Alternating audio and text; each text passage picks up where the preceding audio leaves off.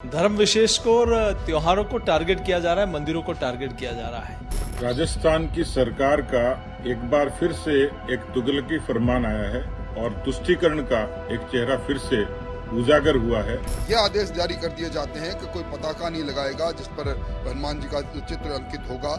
हिंदू धर्म का कोई भी आयोजन होता है, फेस्टिवल होता है, उसमें कुछ ना कुछ रंगा तो डालते ही हैं। पता नहीं ऐसा क्यों करते। क्या ये सच है कि राजस्थान के अशोक गहलोत राज में बहुसंख्यकों के त्योहार को टारगेट किया जा रहा है? क्या ये सच है कि राजस्थान में हनुमान जी के चित्र वाले झंडे लहराने पर कोई रोक लगी है? क्या ये सच है कि चुनाव के लिए तैयार हो चुके राजस्थान में हिंदुओं के त्योहार के वक्त सरकारी अड़ंगा लगाया जा रहा है? राजस्थान बीजेपी का आरोप है कि धर्म चुंबक का इस्तेमाल करके हनुमान जयंती के ठीक पहले से लंबे वक्त तक भगवा झंडा लगाने पर उदयपुर में रोक लगाकर गहलोत सरकार तुष्टीकरण के जरिए अल्पसंख्यक वर्ग का वोट खींचना चाहती है। कांग्रेस का आरोप है कि बीजेपी जानबूझकर दंगे कराने की साजिश रच के वोट को धर्म चुंबक से अपनी तरफ आकर्षित करना चाहती है। धर्म चुंबक की इसी सियासी लड़ाई का रिश्ता राजस्थान के शहर उदयपुर से है। वो उदयपुर जहां हनुमान जयंती से ठीक एक दिन पहले जिला प्रशासन ने आदेश जारी किया। आपके सामने इस वक्त उसी आदेश की कॉपी है जिसमें लिखा है,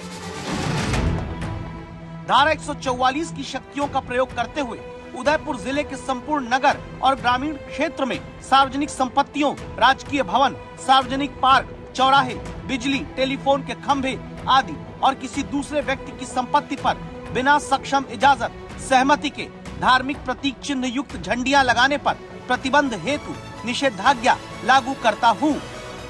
यह आदेश 5 अप्रैल से 2 महीने तक के लिए उदयपुर में दिया गया। यह आप सभी जानते हैं कि त्योहार रामनवमी का हो, हनुमान जयंती का हो या कोई और त्योहार, ईद का हो, मुहर्रम का हो या कोई और, सड़कों पर निकले नागरिक उस दौरान झंडे लिए रहते हैं, खंभों पर धार्मिक ध्वज अपने अपने लगाते रहे हैं। तब राजस्थान में क्या हनुमान जयंती से ठीक एक दिन पहले आदेश आने की वजह से बीजेपी इसे गहलोत सरकार का तुष्टीकरण मानती है? आज तक संवाददाता जय किशन शर्मा ने इसका जवाब राजस्थान बीजेपी की हाल में कमान पाए सीपी जोशी और गहलोत सरकार के मंत्री प्रताप सिंह से लिया है। राजस्थान में तालिबानी आदेश निकल रहे हैं, जहां कोई भी त्योहार पर शोभा यात्रा निकलने से पहले उस पर प्रतिबंध लगा देते हैं। नव वर्ष पर शोभा यात्रा नहीं लगे इसके लिए रोका जाता है। रामनवमी पर शोभा यात्रा नहीं निकले इसके लिए रोका जाता है। भगवा पताका लगाने के लिए आप प्रतिबंध लगा रहे हो। भगवा झंडा फहराने पर कोई रोक नहीं। जिसको भगवा फहराना हो भगवा फहराए, जिसको सफेद फहराना है सफेद फहराए।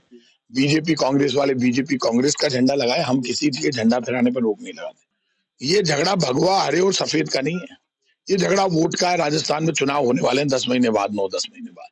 तो बीजेपी के पास कोई काम किया हुआ है नहीं, कांग्रेस जीत रही है, इसलिए बीजेपी दंगे कराने के लिए राजनीति कर रही है। आगे अब आपको जानना है, क्या धार्मिक ध्वज झंडी लगाने से सांप्रदायिक तनाव का खतरा बन जाता है? अगर किसी धर्म के झंडे से तनाव बिगड़ने की आशंका रही तो सिर्फ उदयपुर में क्यों? क्या उदयपुर प्रशासन ने हिंसा की आशंका में सही फैसला लिया जिस पर सियासत हो रही? क्या राजस्थान में धार्मिक झंडे से दंगा हिंसा हो जाने की घटनाएं पहले भी हुई हैं? क्या राजस्थान में झंडे लहराने की बात करके माहौल बिगाड़ने की कोशिश भी हो रही है?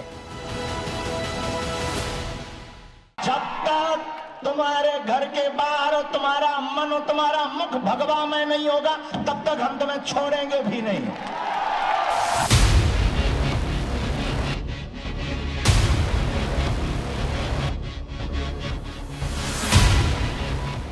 मध्य प्रदेश से मशहूर हुए बागेश्वर धाम वाले बाबा पंडित धीरेन्द्र शास्त्री, अब आखिर इनका चुनावी राज्य राजस्थान के उदयपुर में 2 महीने तक धार्मिक ध्वजों के सार्वजनिक जगहों पर लगाने पर लगी रोक से क्या रिश्ता है?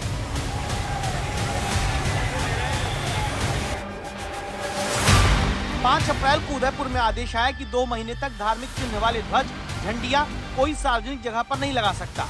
इसके करीब 2 हफ्ते पहले उदयपुर में पंडित धीरेन्द्र शास्त्री एक बयान देते हैं। कुंभलगढ़ में जो 100 हरे झंडे लगे हैं उन्हें भगवान ने बनाना है।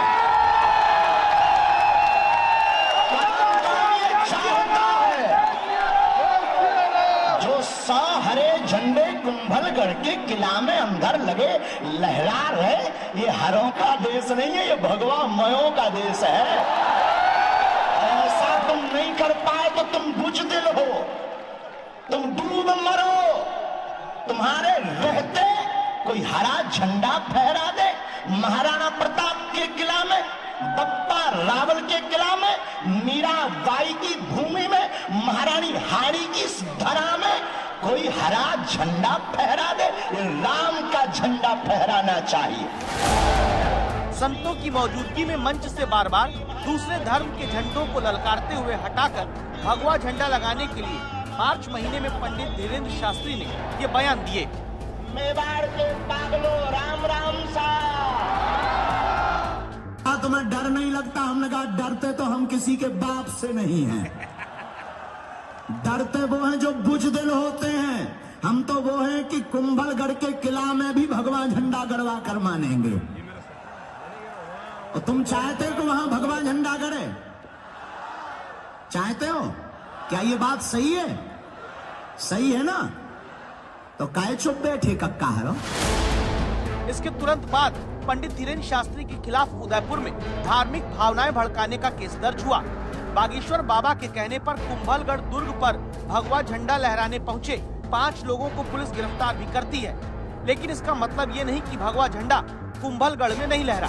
उदयपुर से करीब 80 किलोमीटर दूर जिस कुंभलगढ़ किले में हरा झंडा हटाकर भगवा झंडा लहराने के लिए पंडित धीरेन्द्र शास्त्री ने कहा, वहाँ हनुमान जयंती यानी गुरुवार के दिन भगवा झंडा किले की दीवारों पर लहराता हुआ दिखता भी है।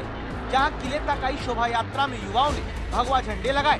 तो क्या उदयपुर में बागेश्वर बाबा की वजह से धार्मिक झंडे लगाने पर अभी 2 महीने की रोक लगानी पड़ी है? राजस्थान की सरकार का एक बार फिर से एक तुगलकी फरमान आया है और तुष्टीकरण का एक चेहरा फिर से उजागर हुआ है। धार्मिक ध्वज, झंडे और प्रतीक चिन्ह सार्वजनिक या निजी स्थानों पर नहीं लगाए जा सकेंगे। आस्था पर हमले करना ये शायद कांग्रेस पार्टी की सरकार के लिए मखौल हो गया है। जहाँ भी सरकार महसूस करती है कि यहाँ लोग भड़काने की कोशिश कर रहे हैं, धर्म के नाम पर दंगे भड़काने की कोशिश कर रहे हैं। अभी एक बाबा आए थे वहाँ, उन्होंने तो कहा उसके बाद ही तो ये 144 वगैरह लगी है, तो बीजेपी ने उसको इश्यू बनाया। ये ध्यान रहे कि हनुमान जयंती के दिन भी राजस्थान के कई जिलों में भगवा झंडे लहराते हुए शोभा यात्राएं निकली हैं। ये तस्वीर तो उदयपुर की ही है, जहां हनुमान जयंती के दिन सब कुछ शांति से हुआ। फिर अब उदयपुर में रोक क्यों लगानी पड़ी? इसके लिए आपको जोधपुर में पिछले साल हुई हिंसा की वजह याद करनी होगी। पिछले साल परशुराम जयंती और ईद का त्योहार आसपास रहा। पिछले वर्ष जोधपुर में भगवा झंडा हटाने और ईद पर धार्मिक झंडे लगाने को लेकर अफवाह फैली, विवाद बढ़ा। झंडे को लेकर जोधपुर में इतना विवाद बढ़ा, हिंसा तक हो गई। इस साल भी परशुराम जयंती 22 अप्रैल को है और ईद भी इसी के आसपास। संभव है कि पहले से जिस उदयपुर में झंडे को लेकर विवादित बयान दिया गया है, उसे देखते हुए अभी सभी धर्मों के ध्वज झंडियों पर 2 महीने की रोक लगी। लेकिन सच्चाई और संवेदनशीलता को समझे बिना धर्म को वोट का चुंबक बनाने की राजनीति होती है। इसीलिए जरूरी है कि आप दस्तक दीजिए। राजसमंद से देवी सिंह और उदयपुर से सतीश के साथ जय किशन शर्मा, जयपुर।